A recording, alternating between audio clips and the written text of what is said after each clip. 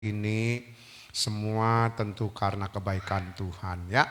Kita bersyukur kita ada sampai sore ini. Nah, saudara, sebelum kita belajar firman Tuhan, kita mau ucapkan dulu 1 Yohanes 2 ayat yang ke-6 yang menjadi tema kita sepanjang tahun ya.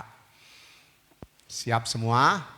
Yuk kita ucapkan 1 Yohanes 2 ayat yang ke-6. 2, 3. 1 Yohanes 2 ayat 6. Amin. Kita sama-sama berdiri, angkat Alkitab kita.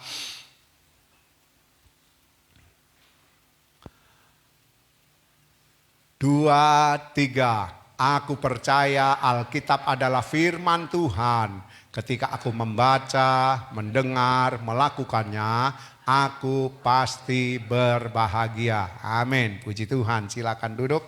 Saudara, buka Yakobus pasalnya yang ketiga. Saya kasih judul singkat saja, dari satu mulut. Ya, dari satu mulut. Nah, saudara, kita akan lihat Yakobus pasal 3 ayat 9 dan ayatnya yang ke-10. Yakobus pasalnya yang ketiga ayat 9 dan ayatnya yang ke-10. Kita akan baca sama-sama ya. Saudara, ayatnya tidak terlalu panjang. Kita baca sama-sama.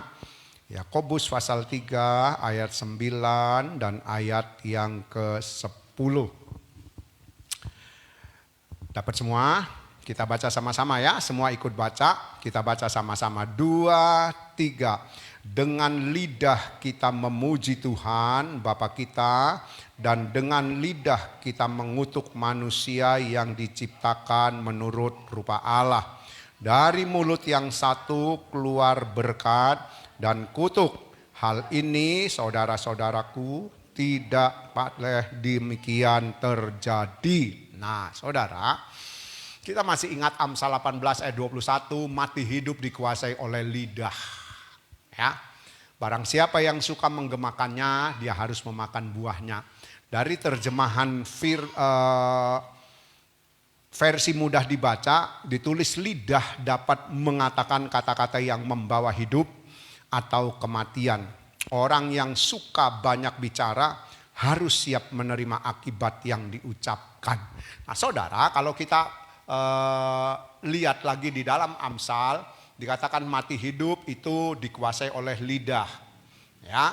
Kemudian dari versi mudah dibaca, dengan ucapan-ucapan yang kita ucapkan, lidah kita, ya, itu bisa membawa hidup atau kematian.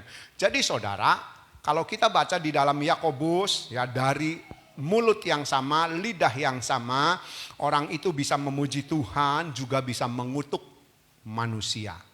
Nah, jadi saudara, kalau kita baca ayat ini, kita baca firman Tuhan dalam Yakobus, juga kita bandingkan dengan Amsal pasal 18 ayat 21 itu, saudara, jadi mulut yang sama, ya, yang saudara dan saya miliki, cuma mulut satu ini, saudara. Firman Tuhan dengan jelas memberitahu kepada kita bahwa mulut saudara dan mulut yang sama ini, dari satu mulut, itu bisa membuat seseorang memuji Tuhan, atau mulutnya mengeluarkan ucapan yang mengagungkan Tuhan, yang menyukakan hati Tuhan, atau dengan mulut yang sama. Dia pakai untuk mengatai orang, untuk memfitnah orang, untuk mengutuk orang. Saudara, jadi mulut ini saudara ya begitu luar biasa ya. Saudara, mulut yang kita miliki, makanya kita harus tahu fungsi yang diberikan oleh Tuhan. Saudara, saya ingin ajak saudara lihat ini contoh ya dari firman Tuhan. Simei, kalau saudara ingat ya, saudara yang rajin baca Alkitab tentu tahu cerita ini. Kita buka 2 Samuel pasal 16 ayat 5 sampai dengan ayat yang ke-10. Nah, saudara, saya ingin kita belajar sama-sama bahwa dari satu mulut yang kita miliki, ya saudara, Amsal katakan itu bisa mendatangkan kematian atau kehidupan. Dengan ucapan yang kita pakai itu bisa membuat kita memiliki hidup atau kita akan masuk neraka. Ya, kita buka 2 Samuel pasalnya yang ke-16. Saya tunggu sampai saudara baca. Ya, saudara, 2 Samuel pasalnya yang ke-16. Saudara, saya akan baca buat saudara ayat yang ke-8. Ya, 2 Samuel pasal 16 ayat 5 sampai ayat 10 itu, saudara, saya akan baca buat saudara ayatnya yang ke-8. Ya, nanti saya akan ajak saudara melihat ayat-ayatnya ya. Tapi saya ingin baca buat saudara ayat yang ke-8. Dikatakan demikian, Tuhan telah membalas kepadamu segala darah keluarga Saul yang engkau gantikan menjadi raja. Tuhan telah menyerahkan kedudukan raja kepada anakmu Absalom. Sesungguhnya engkau sekarang dirundung malang karena engkau seorang penumpah darah. Saudara, kalau kita lihat mulai ayat 5 ya, waktu itu saudara kita tahu terjadi peristiwa kudeta yang diadakan oleh Absalom terhadap ayahnya sendiri. Absalom adalah anaknya Daud. Ya, saudara, kita tahu bahwa Absalom mengadakan kudeta, mengambil alih pemerintahan atau kerajaan, kemudian dia mengangkat dirinya, ditahbiskan untuk menjadi raja, menggantikan ayahnya. Saudara, kita tahu Daud ini seorang pahlawan, ya, seorang pahlawan. Tetapi saudara, kalau saudara baca kisah kudeta yang diadakan oleh Absalom, anaknya, Daud berkata kepada panglima-panglima perangnya, ayo kita jangan perang dengan Absalom. Ya, supaya tidak terjadi pertumpahan darah, supaya tidak terjadi pembunuhan antar rakyat yang diperintah atau yang ada di bawah pemerintahan Raja Daud. Jadi singkat cerita, Daud mengalah. Dia keluar dari istana disertai oleh panglima-panglima perangnya yang gagah perkasa, saudara. Ya, saya tidak usah sebutkan, saudara bisa baca itu. Jadi Daud ini bukan kalah dengan Absalom. Kalau kita tahu dia adalah seorang pahlawan. Kalau memang Daud mau, dia bisa bunuh anaknya ya dengan tangan para pahlawannya, panglima perangnya. Tapi dia tidak mau, dia mengalah, makanya dia melarikan diri. Dia keluar dari istana, dia melarikan diri. Ayat yang kelima, ya, ketika Raja Daud telah sampai ke Bahurim, keluarlah dari sana seorang dari kaum keluarga Saul. Ia bernama Simei bin Gera. Sambil mendekati raja, ia terus menerus mengutuk. Jadi saudara, ketika Daud melarikan diri, saudara, sampailah dia di daerah Bahurim dikatakan. Dan di situ tinggal keturunan Saul. Kita tahu Saul adalah raja pertama bangsa Israel, ya, yang kemudian diganti oleh Daud. Saudara, ketika sampai di Bahurim maka keluar Simei. Simei ini tidak dijelaskan oleh firman Tuhan keturunan keberapa, apakah itu cucunya, apakah itu buyutnya dari Saul. Pokoknya masih keluarga Saul. Simei rupanya sakit hati, saudara. Itu sebabnya ketika sampai di Bahurim itu, Simei sambil mendekati raja, ia terus menerus mengutuk. Ya, lalu ayat yang ke-6. Daud dan semua pegawai Raja Daud dilemparinya dengan batu. Walaupun segenap tentara dan semua pahlawan berjalan di kiri kanannya. Beginilah perkataan Simei pada waktu ia mengutuk, enyahlah, enyahlah engkau penumpah darah orang dursila. Saudara, kita lihat. Simei dia mengutuk Raja Daud. Dan bukan cuma mengutuk, saudara, sambil mengutuk, saudara, rupa-rupanya Daud ada di seberang sana, ada sungai, saudara, Simei ambil batu. Enyahlah hai penumpah darah, enyahlah hai penumpah darah, orang dursila. Dia melempari batu sambil mengutuki Daud. Saudara, saya akan baca ayat 8 dari bahasa Indonesia masa kini yang tadi saya sudah baca di terjemahan baru, ditulis begini. Tuhan telah membalas kepadamu segala darah keluarga Saul yang engkau gantikan menjadi raja. Tuhan telah menyerahkan kedudukan raja kepada anakmu Absalom. sesungguhnya engkau sekarang dirundung malang. Ya, ditulis dirundung malang karena engkau seorang penumpah darah. Versi mudah dibaca ayat 8 ditulis demikian. Engkau telah merampas kerajaan Saul. Sekarang engkau dihukum Tuhan karena membunuh begitu banyak sanak saudara Saul. Tuhan telah memberikan kerajaanmu kepada anakmu Absalom. Sekarang mampuslah engkau. Saudara, bahasa yang dipakai dari versi mudah dibaca begitu luar biasa ucapan dari Simei ini. Kalau di situ engkau dirundung malang, ya terjemahan baru. Tetapi versi mudah dibaca dikatakan mampuslah engkau. Saudara, itu loh mulut Simei, ya. Dia ucapkan kutukan. Mampuslah engkau, hai Daud penumpah darah, orang Dursila, mampus. Kapok, kerajaanmu direbut oleh anakmu Absalom. Oh, ini ucapan dari mulut Simei. Ya saudara. Nah saudara, saya ingin ajak saudara lihat kelanjutannya. 2 Samuel pasal 19. Masih dalam 2 Samuel, pasalnya maju. Jadi pasal 19 ayat 16 sampai ayatnya yang ke-20. Ya, saudara perhatikan dari terjemahan versi Indonesia mudah dibaca, ditulis mampuslah engkau. Ya. Mampuslah engkau, dan itu diucapkan saudara sambil melempari Daud dengan batu. Dia ambil batu, dia lempar. Dia ambil batu, dia lempar sambil mengutuk, mengumpat, ya. Dan mengatai, sekarang mampuslah engkau hai pembunuh. Nah, sekarang 2 Samuel pasal 19 ayat 16 sampai 20. Saudara, ini ceritanya Absalom sudah mati. Absalom mati bukan dibunuh.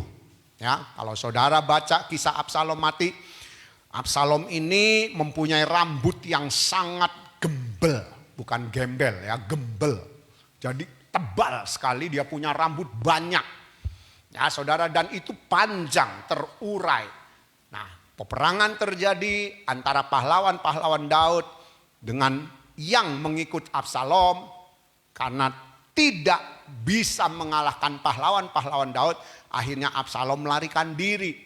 Dan waktu dia melarikan diri dengan bagal, ya keledai tunggangannya, saudara tahu kalau rambut yang panjang cuma dikuncir di sini, ketika dia lari dengan keledai, tentu itu rambut naik ke atas tertiup angin. Ya kan dia pacu keledainya, lari. Saudara, rambutnya naik dan rambut itu nyantol di akar pohon. Tidak ditulis pohon apa akarnya yang nyantol rambutnya Absalom. Nyantol tergantung, dan waktu itu saudara Yoab panglima pahlawan daripada Daud akhirnya membunuh Absalom. Sesudah Absalom mati, Daud pulang.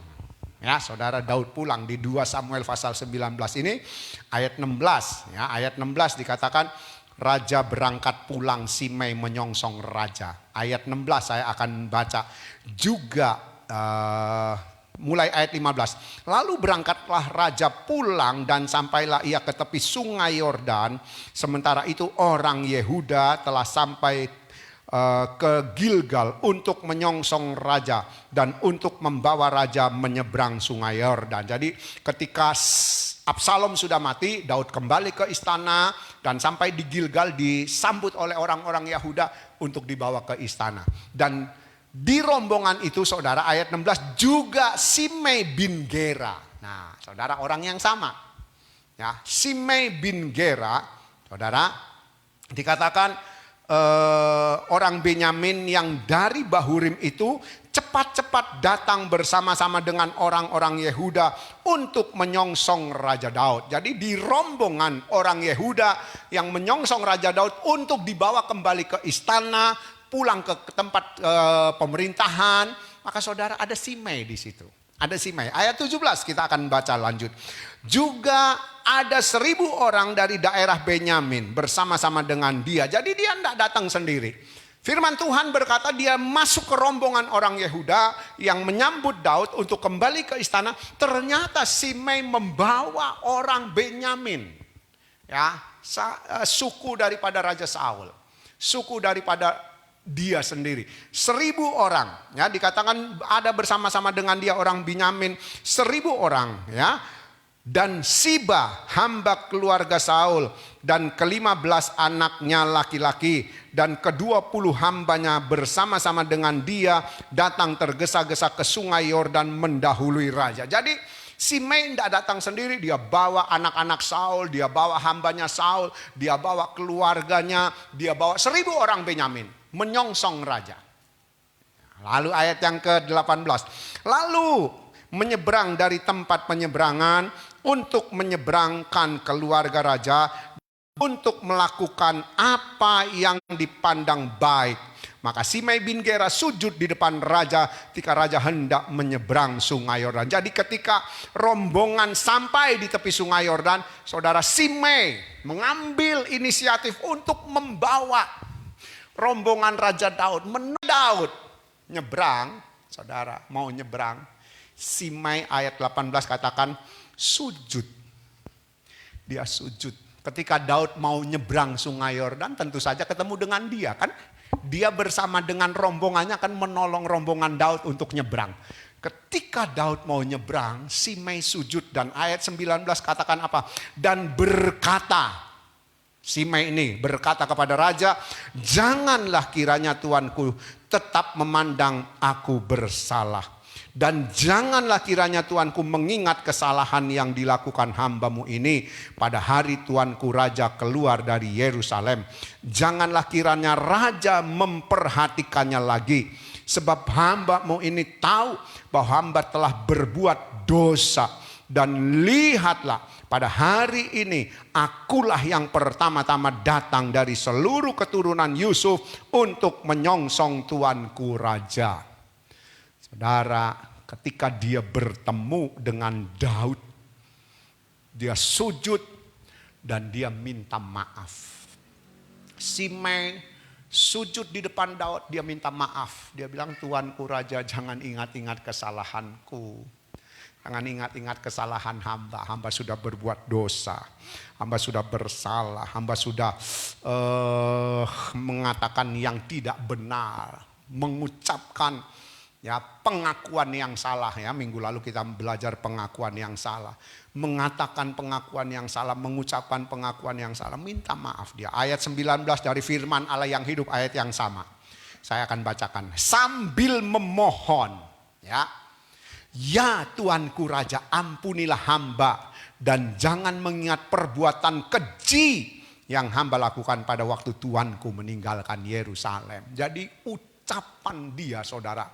Perkataan dia itu, dia sendiri ya berkata, ucapan hamba, perkataan hamba, pengakuan hamba itu perkataan yang keji, yang jahat. Tadi saudara ingat dari versi mudah dibaca, dia berkata mampuslah engkau.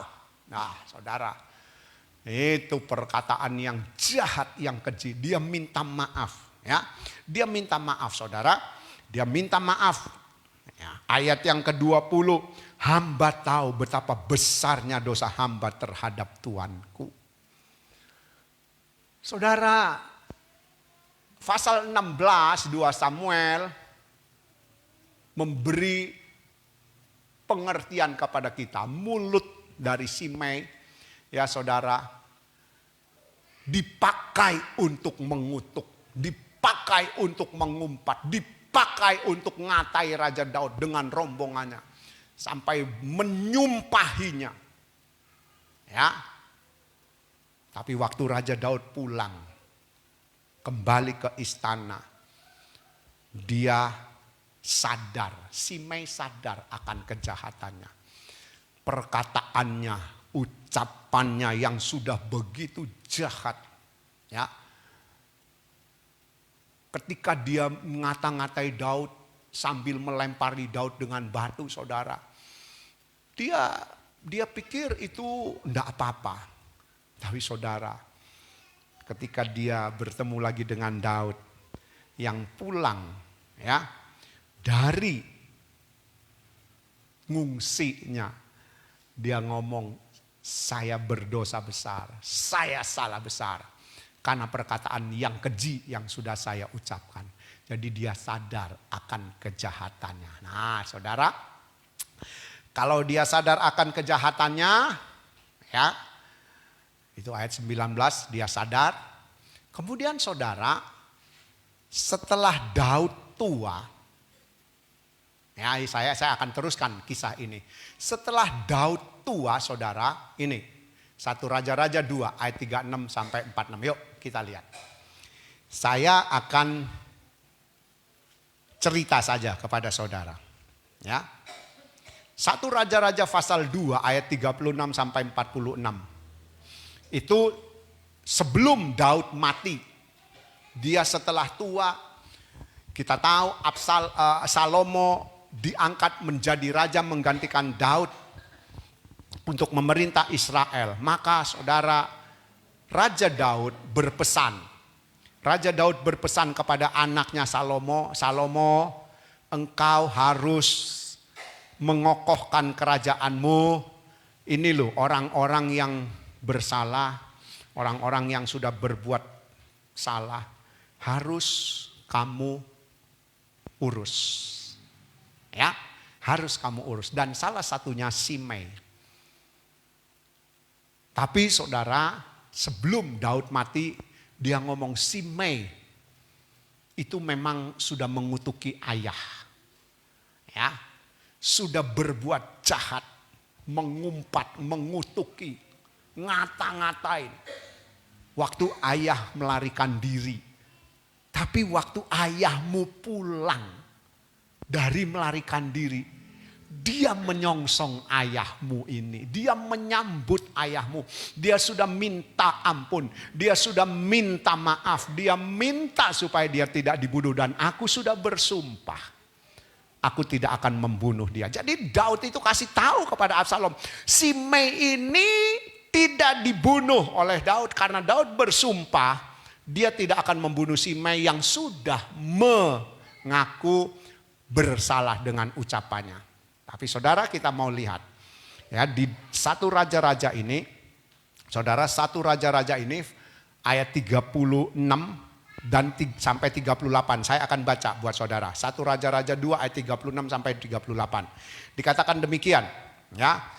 Kemudian raja menyuruh memanggil Simei. Ini raja tentu saja Salomo, ya, Sulaiman yang sudah menggantikan ayahnya. Raja menyuruh memanggil Simei dan berkata kepadanya. Jadi Salomo memanggil Simei, berkata kepada Simei, Simei, dirikanlah bagimu sebuah rumah di Yerusalem, diamlah di sana dan janganlah keluar dari sana kemana-mana pun. Ya. Lalu ayat yang ke-37, sebab ketahuilah sungguh-sungguh bahwa pada waktu engkau keluar dan menyeberangi sungai Kidron, pastilah engkau mati dibunuh dan darahmu akan ditanggungkan kepadamu sendiri. Jadi Salomo memanggil Simei yang sudah dipesan oleh ayahnya, jangan dibunuh. Jangan dibunuh sebab ayah sudah bersumpah bahwa ayah tidak akan membunuh dia dan engkau harus bertindak dengan bijaksana. Jadi dipanggil Simei, kamu nggak tahu dia ada di daerah mana, Bahurim ya. Kalau tadi kita baca di 2 Samuel pasal 16, dia tinggal di daerah Bahurim. Maka Salomo katakan, kamu harus pindah ke Yerusalem, bikin rumah di Yerusalem, tinggal di Yerusalem, tidak boleh keluar dari kota Yerusalem. Ya, kalau sampai kamu keluar dari kota Yerusalem, rupanya saudara ada batas kota itu, Sungai Kidron. Sungai Kidron itu batasnya. Jadi kalau kamu menyeberang Sungai Kidron keluar dari Yerusalem, kamu harus menanggung darahmu sendiri dan engkau pasti mati dibunuh. Jadi Salomo bilang, Kamu harus tinggal di Yerusalem, tidak boleh keluar dari kota Yerusalem. Tapi kalau sampai ketahuan menyeberangi sungai Kidron, berarti keluar dari Yerusalem, kamu akan mati dibunuh. Dan darahnya ditanggung atas hidupmu sendiri. Ayat yang ke-38. Lalu berkatalah Simei kepada raja, baiklah demikian, seperti yang tuanku raja katakan, demikianlah akan dilakukan hambamu ini. Lalu Simei diam di Yerusalem beberapa waktu lamanya. Jadi waktu dipanggil oleh Salomo, diberi syarat, diberitahu, Simei berjanji. Ya. Ayat 38 katakan, demikian akan dilakukan hambamu ini. Lalu Simei diam di Yerusalem beberapa waktu lamanya. Jadi ketika dia sudah dipanggil, dikasih tahu, dia bilang, ya, saya berjanji. Aku berjanji tidak akan keluar dari kota Yerusalem. Lalu dia bikin rumah, tinggal di situ. Ayat 39, dan sesudah lewat 3 tahun, ya, terjadilah bahwa 2 orang hamba Simei lari kepada Achis bin Maaka raja Gad. Lalu diberitahukan kepada Simei, ketahuilah kedua orang hambamu ada di Gad. Ya, ayat yang ke-40, maka berkemaslah Simei dan dipelanainya lah keledainya. Dan pergilah ia ke Gad kepada Achis untuk mencari hambanya itu. Lalu Simei pulang dan membawa mereka dari Gad. Jadi sudah jalan 3 tahun saudara, Simei baik-baik. Dia menurut apa kata Raja Salomo, dia tidak pernah keluar dari kota Yerusalem saudara. Ada peristiwa, 2 orang hambanya, 2 orang pegawainya. Kita gampang supaya ngerti. 2 orang pegawainya ini melarikan diri ke Gad, ya, ke Gad. Kemudian saudara Simei dikasih tahu, hambamu melarikan diri dan ada di tempat Achis, ya, di Gad. Waktu Simei dengar itu, dia cepat-cepat berkemas, siap berangkat dengan keledainya, dan dia pergi saudara, keluar Yerusalem pergi ke Gad. Dia keluar Yerusalem pergi ke Gad. Ayat yang ke-40, ya, demikian. Kemudian ayat 41, sampai di Gad ketemu, lalu dibawa pulang. 2 orang pegawainya ini, 2 orang hambanya dibawa pulang lagi ke Yerusalem. Ayat yang ke-41, ketika diberitahukan kepada Salomo bahwa tadinya Simei pergi dari Yerusalem ke Gad dan sekarang sudah pulang. Dari waktu Simei pergi, ada yang lihat. Lalu dilapor, ya, ada yang lihat, lalu dia melapor kepada Raja Salomo, Raja, itu Simei keluar Yerusalem, dia pergi ke Gad karena 2 orang hambanya, 2 orang pegawainya minggat. Sekarang dia sudah pulang lagi ke Yerusalem. Ayat yang ke-42, ya, maka raja menyuruh memanggil Simei dan berkata kepadanya, bukankah aku telah menyuruh engkau bersumpah demi Tuhan dan telah memperingatkan engkau begini, ketahuilah sungguh-sungguh bahwa pada waktu engkau keluar dan pergi kemana-mana pun, pastilah engkau mati dibunuh. Dan engkau telah menjawab, baiklah demikian, aku akan mentaatinya. Jadi saudara, setelah Salomo tahu Simei dipanggil, Simei, bukankah kamu sudah bersumpah, bukankah kamu sudah berjanji bahwa kamu tidak akan keluar dari Yerusalem? Ya, dan engkau sudah berkata, aku akan mentaatinya, aku akan menepatinya, aku akan menurut apa kata Raja Salomo. Ayat 43, mengapa engkau tidak menepati sumpah demi Tuhan itu dan juga perintah yang kuperintahkan kepadamu. Kemudian kata raja kepada Simei, engkau sendiri tahu dalam hatimu segala kejahatan yang kau perbuat kepada Daud ayahku. Maka Tuhan telah menanggungkan kejahatanmu itu kepadamu sendiri. Tetapi diberkatilah kiranya Raja Salomo dan kokohlah tahta Daud di hadapan Tuhan sampai selama-lamanya. Ayat 46, Raja memberi perintah kepada Benaya bin Yoyada. Lalu keluarlah Benaya memancungnya Simei, dipancungnya Simei sehingga mati. Demikianlah kerajaan itu kokoh di tangan Salomo. Saudara, ketika Simei dipanggil, ditanya oleh Salomo, ya tentu saja enggak langsung dihukum. Kita tahu Simei ditegur, kenapa kamu keluar? Kamu sudah berjanji, kamu sudah bersumpah di hadapan Tuhan dan mau mengikuti perintahku.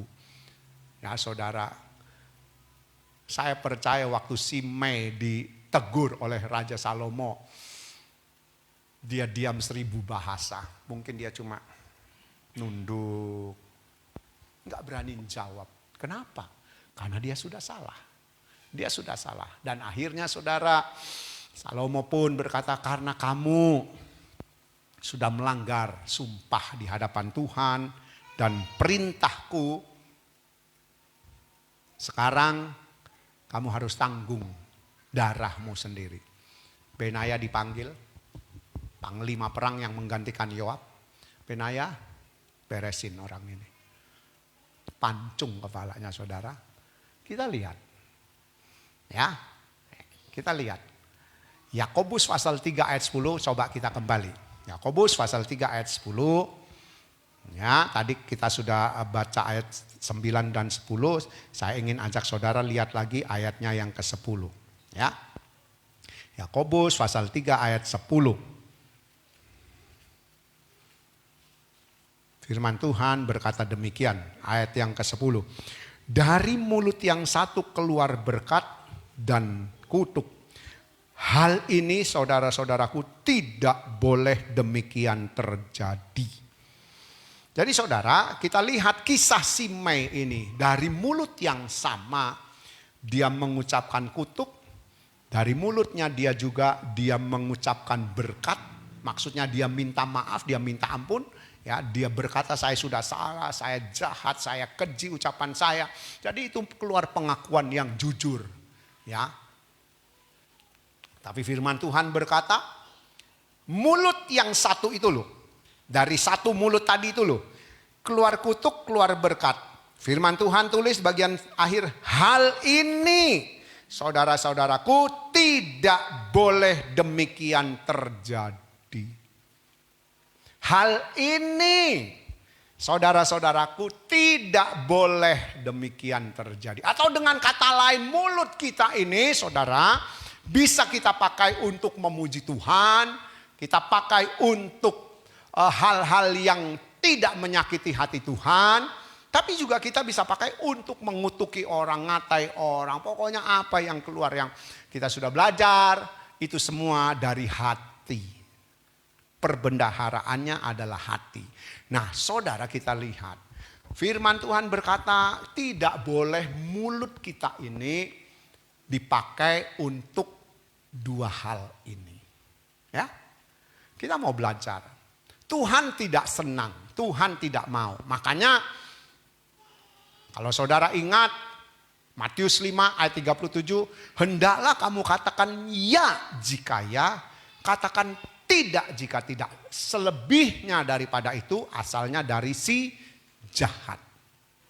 Saudara, saya belajar, saudara belajar, kita semua belajar sama-sama. Ya, hari-hari ini kita harus belajar mulut ini loh. Tadi saya sudah singgung Amsal 18 ayat 21. Mati hidup dikuasai oleh lidah. Ucapan-ucapan kita bisa mendatangkan kehidupan. Tapi juga kematian. Maksudnya penghukuman neraka. Ya. Matius 12 ayat 36-37. Setiap kata yang kita ucapkan itu harus kita pertanggungjawabkan di hadapan Tuhan.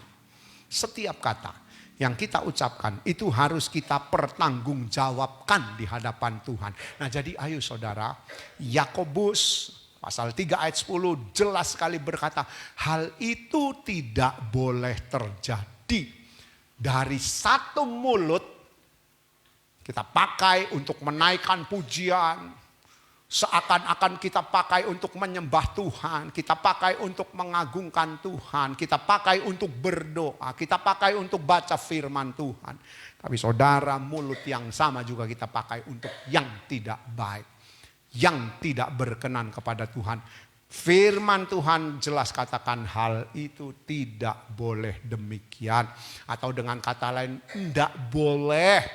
Mulut ini loh saudara, kita pakai untuk yang baik, kemudian kita juga gunakan untuk yang jahat. Yuk kita belajar sama-sama ya. Belajar sama-sama, enggak gampang.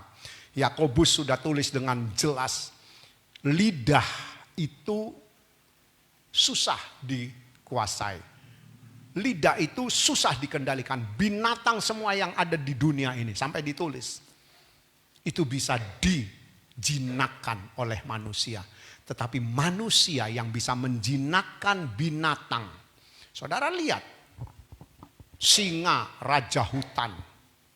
Ya. Itu bisa ditaklukkan. Ular yang juga saudara bahaya bisa ditaklukkan. Apalagi binatang yang bahaya-bahaya. Sampai saudara pernah lihat kan anak perempuan di Jakarta itu piara kolojengking. Loh kolojengking itu nek ngentuk ya lumayan saudara, nek enggak bengkak ya mati. Itu dipelihara, dia bisa pelihara kalajengking. Itu kan racunnya.